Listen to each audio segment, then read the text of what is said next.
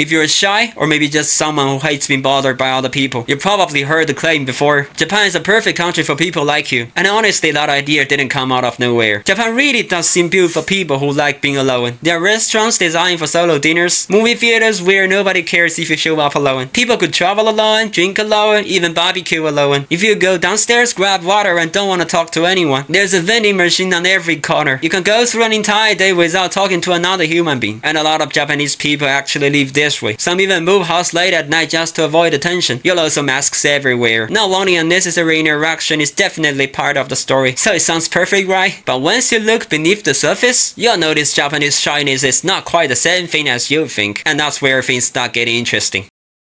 To be fair, modern cities everywhere are becoming more anonymous. Even neighbors living in the same building pretend to look at their phones in the elevator. Nobody wants accurate eye contact. But Japan runs on a different logic. Their default assumption is not I don't want to be bothered. It's I must not bother other people. Take those famous solo dining booths. Many foreigners see them as privacy, but they are actually designed so you don't see other people eating, while other people don't see you either. A man walking through Tokyo with fishnet stocks won't get a second glance. Not because everyone's being polite. Most people genuinely don't care. But there's a condition. You can wear whatever you want. You just can't use it as an excuse to stop bothering strangers. Maybe you're thinking, who cares about the motivations? The result is the same. Well, not exactly. For example, stepping on a bench with socks on might be acceptable, but putting your bare feet on it, totally different reaction. You'll find almost nobody talks loud or takes calls on a subway. You'll think it's respect for personal boundaries. But what happens if someone actually does it? Every single person in the coach turns and stares. Nobody says anything. They just look until the person gets uncomfortable enough to stop. The behavior gets corrected without a word. And once you realize it, something else becomes obvious. The same people on that silent subway suddenly become Kaya Satanizakia. Volume goes up, bodies get closer, emotions spell out. The guy blushes talking to a co-worker, becomes suddenly surprisingly talkative the moment they walk into a corporate club or host club. And go watch a traditional Japanese festival, the voice, the physical contact, the energy, none of it looks like the people you see on the train. That quietness you see in public is not personality, it's pressure. And that pressure has consequences. Some elderly people, especially women, have been caught shoplifting repeatedly and intentionally. They don't want money or the items, they just want to be arrested. Because in prison, in their words, has more human warmth than solitary life. The men don't do better. The lonely death, I've talked this in a previous video. That's where a lot of isolated Japanese men end up. So is Japan actually a paradise for people who don't like socializing? If you're just visiting as a tourist, probably yes. You'll feel like you can finally exhale, but stay longer. You'll find mandatory team bonding events, moral pressure to participate, and an entire vocabulary system talking to people across different social ranks. There's no clear feedback when you get it wrong. You just feel like something's off, and you can figure out what.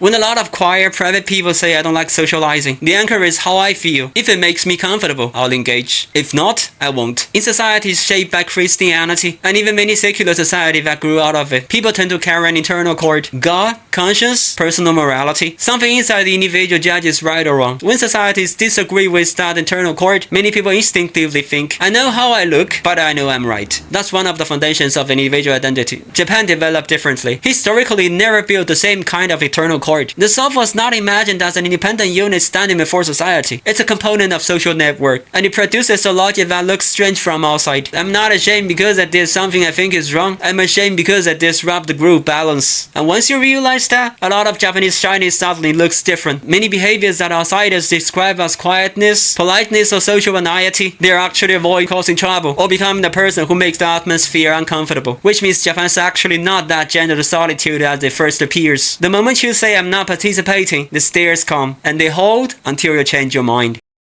Push it all the way down, the popular image of Japanese shyness looks a lot like the ideal of American dream. A cultural story, a simplified narrative. Many behaviors it describes are actually violations of human nature, reframed as this is just who we are. Clean, reserved, rule-following, polite. Yes, they are good qualities, but if that were just natural human behavior, nobody would need alcohol to say what they really think. Almost no social system can accommodate someone who truly never socializes. Food, family, protection, cooperation, human community always have dependent social bonds. Japan's advantage is real. The tolerance for solitude in daily life is genuinely higher than most places. If you're an introvert, you probably thrive because you don't want to be anyone's insider. But if you're shy, you want connection but fear of saying wrong thing, you want to get closer to people but fear getting hurt, then Japan might actually make it worse. The real question was never your personality fits the social system. It's who actually you are. Alright, that's it for today. If you also like digging into the root, hit follow. We'll dig it deeper next time.